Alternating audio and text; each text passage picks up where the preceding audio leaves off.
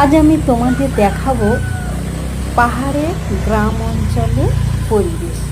দেখুন, আমি একটি গ্রামের রাস্তা দিয়ে যাচ্ছি, আর এই রাস্তাগুলো তো খুবই সরু দেখতে। আর সাইডে দেখুন ছোট ছোট করে বেশ ধানের চাষ করেছে, মানে রোয়া হয়েছে। আর এত সুন্দর, এগুলো কাঠের ঘর, কি বলবো তোমাদের, ডিজাইন করেছে এত সুন্দর, সব কটা কাঠের ঘর। দেখুন এত সুন্দর লাগছে এখানকার ঘরদোর, আমার তো খুবই ভালো লাগছে।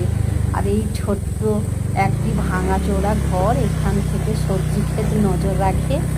আর সাইডে সাইডে দেখো খুব সরু রাস্তা আছে, এতে কিন্তু খুব ভয় করছে, রিক্সের ব্যাপার। এখানকার মানুষজনের হাঁটা চলার একটা অভ্যেস হয়ে গেছে। এখানে কৃষিরা দাঁড়িয়ে আছে, ধান চাষ করছে এমন রাস্তার উপরে, এত সুন্দর সব ঝেপে রাস্তার উপরে পড়েছে দেখুন।